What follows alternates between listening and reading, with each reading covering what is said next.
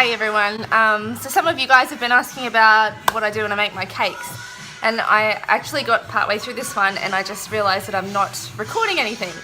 Sorry about the background music. Today I've got no kids and I've decided that I'm going to play the 90s music on Google and rock it out. So what I'm doing, up here on the bench I've got a couple of cakes that I've pre-cut. I've cut these domes off the top of them.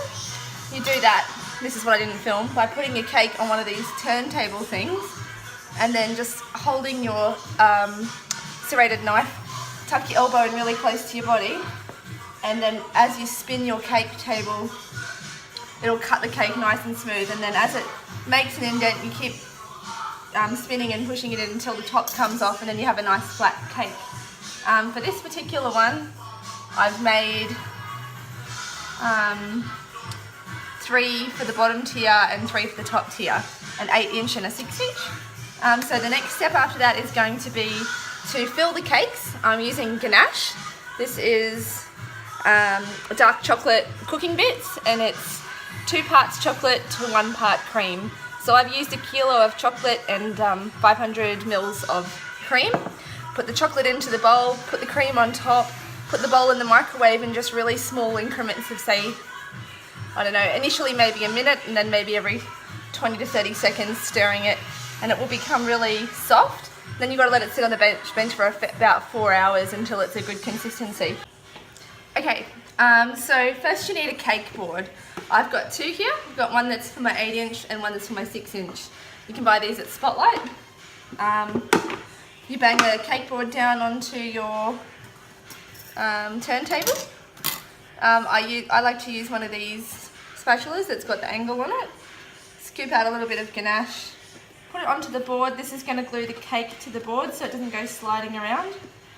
It doesn't have to be neat, just a messy slap of that. And then take your first cake, slop it onto the board. Hopefully you can see that good. Apply a bit of pressure and get it down. Make sure that it's even around the board. I'm just going to use my spatula. Take a big chunk of it and chuck it onto the cake. The more generous you are, the yummier the cake is. And then I'm just going to use my spatula and just making little type, I guess, infinity looking movements so that I'm not picking the spatula up off the cake. If I pull the spatula up off the cake, crumbs are going to go everywhere. That's when the crumbs come up off the cake. Learned this the hard way when I made Tyler's and his friend's first birthday cake with Timmy and Jess. So I've got that fairly flat and good. Doesn't have to be perfect again. You take your next cake, slap it on the top, use your fingers to push it around and make sure that it's even on the sides. Don't worry about getting icing everywhere. It's all good.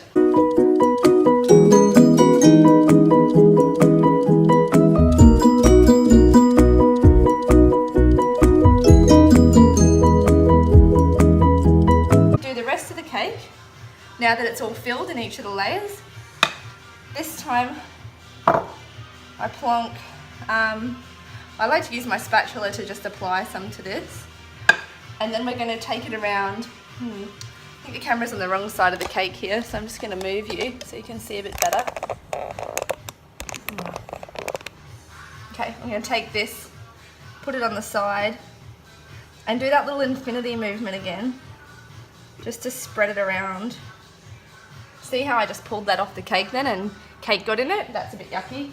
I don't really want that, so I'm just going to take that chocolate off with another spatula and get it away from me. I feel like I'm going to actually run out of ganache, which is not good. And then I just keep going. And this only has to be a really thin layer because it's just an undercoat for the fondant. I'm going to scrape most of it off anyway. So when you put it onto the cake, you always start behind where you were just up to. So just behind, so that I'm not, I know, so that I've got some icing to take with me, I guess. And then I'm back to the start. Just making sure that I've got everything. And this only has to be really messy, but as long as I've covered the whole cake and not left any holes. I need to do a similar thing on the top. So scoop up a heap of chocolate ganache, throw it on the top of the cake.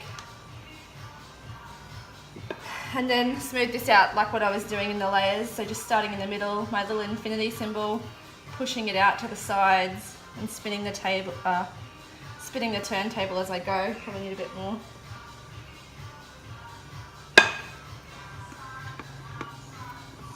I'm kind of trying not to use too much now because I'm conscious of the fact that maybe I'm going to run out of ganache and I don't want to, because you have to make this stuff, you know, far enough in advance. Okay, it's pretty well covered.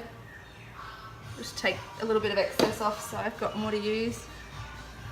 And then, okay, I've got my little flat one now. You can use whatever you want, it doesn't have to be one like this. And then I've got my bench scraper.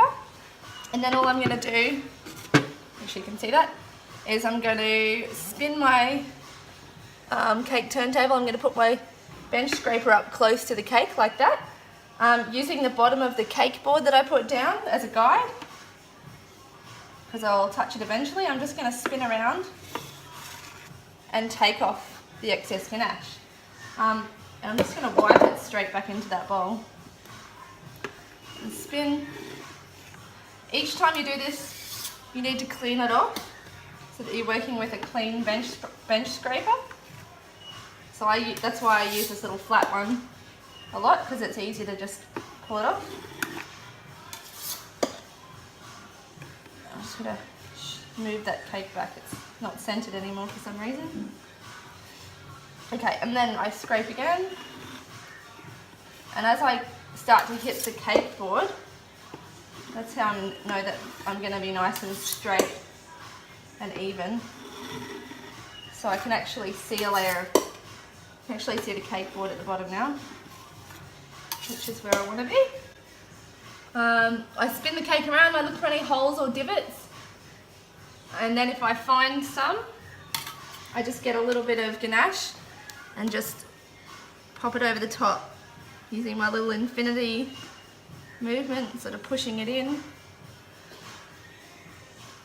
And here's another little bit that I'm not that happy with. I can see a bit of cake sticking out. Anyway, once that's done, take it another scrape.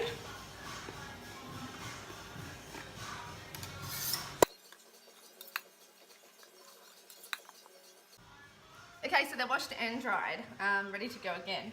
For the top, there's a little bit of a lip from the icing. I just like to sort of go over the top and pull into the middle. Take off the chocolate, spin the cake a little bit, and just keep going around, doing that lightly, over and over again.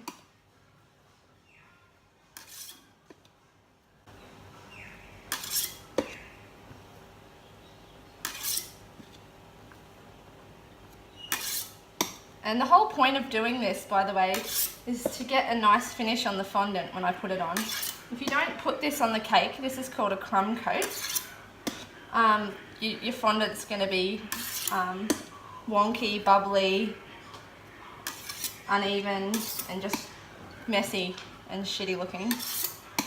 So, an expert professional cake decorator makes a crumb coat that looks absolutely perfect first and spends a lot of time getting this right. Someone like me gets it sort of good. I know how good I can get it to make the cake look good.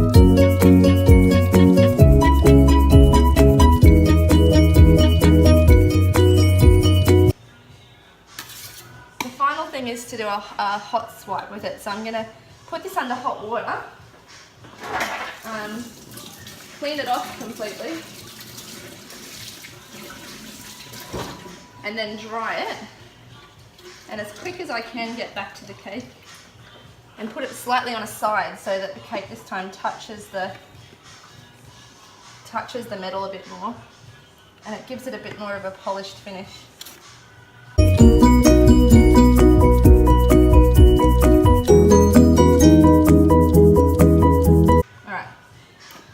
So here's what it looks like up close. So again, not perfect, plenty of imperfections there, but that's going to be good enough, I reckon.